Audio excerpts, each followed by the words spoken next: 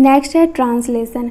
Translation process में polymerisation होता है एमिनो एसिड का एंड इससे बनता है पॉलीपेप्टाइड।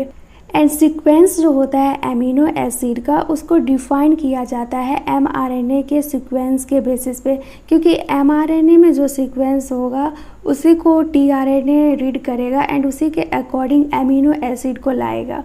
एमिनो एसिड ज्वाइनेड रहता है जिस बॉन्ड से उसको बोलते हैं पेप्टाइड बॉन्ड। तो देख सकते हैं ये एक एमिनो एसिड है, एक ये एमिनो एसिड है, दोनों एक दूसरे से ऐड है तो यहाँ पे पेप्टाइड बॉन्ड का फॉर्मेशन होता है। फिर बोला गया है कि पेप्टाइड बॉन्ड जो बनता है उसके लिए भी एनर्जी का नीड पड़ता है।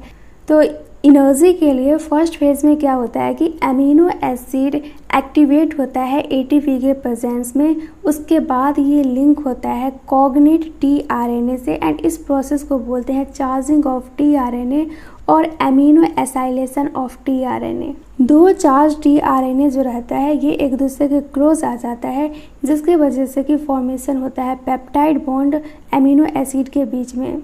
यहाँ पे जो दिया गया है amino acid activate in the presence of ATP, मतलब ये एमिनो एसिड एक्टिवेट होता है एटीपी की प्रेजेंस में, वो इसलिए कि पेप्टाइड बॉन्ड जो बनता है तो उसमें एनर्जी का नीड पड़ता है, तो वो एनर्जी ये खुद अपना एमिनो एसिड लेके आता है।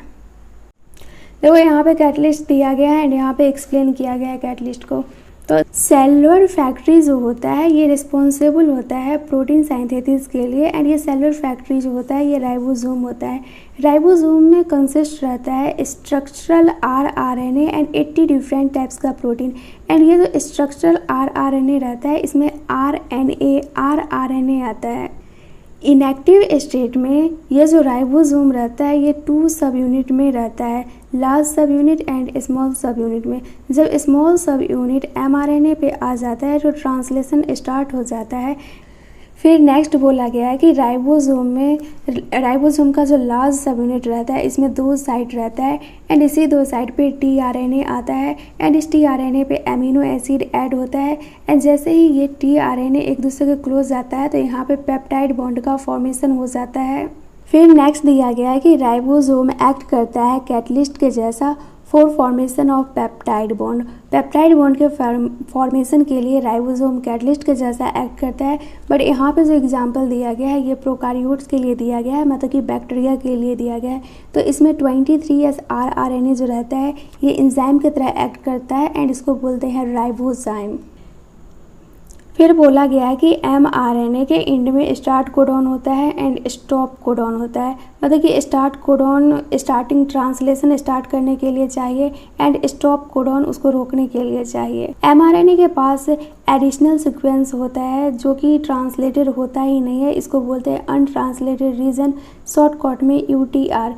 यूटीआर प्रेजेंट रहता है 5 इंड पे एंड 3 इंड पे, बट 5 इंड पे बिफोर स्टार्ट कोडॉन प्रेजेंट रहता है एंड 3 इंड पे आफ्टर स्टार्ट कोडॉन प्रेजेंट रहता है। एंड यूटीआर ज़रूरी होता है इफ़िशिएंट ट्रांसलेशन प्रोसेस के लिए। अब नेक्स्ट दिया गया है इनिटिएशन। इनिटिएशन में क्या होता है कि राइबोसोम बाइंड करता है एमआरएनए से, वो भी स्टार्ट कोडॉन पे एंड स्टार्ट कोडॉन क्या होता है AUG एंड इसको मतलब कि इसको रिकॉग्नाइज करता है इनिटिएटर टीआरएनए, मतलब कि यहाँ पे स्टार्ट कोडॉन AUG है तो इसको रिकॉग्नाइज करेगा इनिटिएटर टीआरएनए एंड राइबोसोम जो रहता है प्रोटीन बनाने लगता है, मतलब कि इलोंगेशन फेज कंटिन्यू रहता है प्रोटीन सिंथेसिस के लिए। और फिर बोला गया है कि इलोंगेशन फेज जो होता है उस टाइम एमिनो एसिड जो होता है ये लिंक कर जाता है टीआरएनए से एंड बाइंड कर जाता है एमआरएनए के कोडॉन से, मतलब कि टीआरएनए जो होता है इसमें कॉम्प्लीमेंट्री एंटी कोडॉन होता है एंड एमआरएनए में कोडॉन होता है। तो इसका बेस पेयर जो रहता है एक दूसरे के अपोजिट रहता है, मतलब कि जैसे गुआनिन हो गया तो साइटोसिन होगा, मतलब कि यहाँ पे भी कॉम्प्लीमेंट्री बेस पेयर आ गया।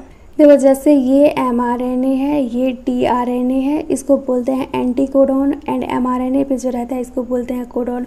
तो देखो ये जो टीआरएनए है इस पे गुआनिन है तो यहाँ पे साइटोसिन है, यहाँ पे यूरासिल है तो यहाँ पे एडिनाइन है, यहाँ पे एडिनाइन है, तो आरएनए में थायमिन नहीं रहता है तो उसकी जगह यूरासिल है। तो वही बोला गया कि एमआरएनए पे कोडॉन रहता है एंड टीआरएनए पे एंटी कोडॉन रहता है एंड ये एक दूसरे के कॉम्प्लीमेंट्री रहता है। फिर यहाँ पे नेक्स्ट बोला गया है कि राइबोसोम मूव करते रहता है कोडॉन टू कोडॉन एमआरएनए पे, एमिनो एसिड ऐड होते रहता है 1 बाय 1 एंड ये फिर ट्रांसलेटेड हो जाता है पॉलीपेप्टाइड में, मतलब कि प्रोटीन बन जाता है। एंड यहाँ पे एक टर्म दिया गया है translated into polypeptide sequence detected by DNA and represented by mRNA, मतलब कि डीएनए से आरएनए बनता है एंड आरएनए से प्रोटीन बनता है। तो आरएनए से जो प्रोटीन बना है उसको रिप्रेजेंट कर रहा है एमआरएनए, बट इसका ओरिजिन देखा जाए तो वो है डीएनए। तो सिंपल याद रखना, detected by DNA and represented by mRNA. Initiation हो गया, इलोंगेशन हो गया, अब आएगा टर्मिनेशन। जब प्रोटीन बन जाता है तो इंड में क्या होता है कि रिलीज फैक्टर बाइंड कर जाता है स्टॉप कोडॉन। तो वही यहाँ पे दिया गया है कि इंड में रिलीज फैक्टर बाइंड कर जाता है स्टॉप कोडॉन से एंड टर्मिनेट कर देता है ट्रांसलेशन को, मतलब कि ट्रांसलेशन प्रोसेस को रोक देता है, अब प्रोटीन नहीं बन रहा है एंड रिलीज कर देता है कंप्लीट पॉलीपेप्टाइड को राइबोसोम से, मतलब कि जो प्रोटीन बनना था वो बन गया।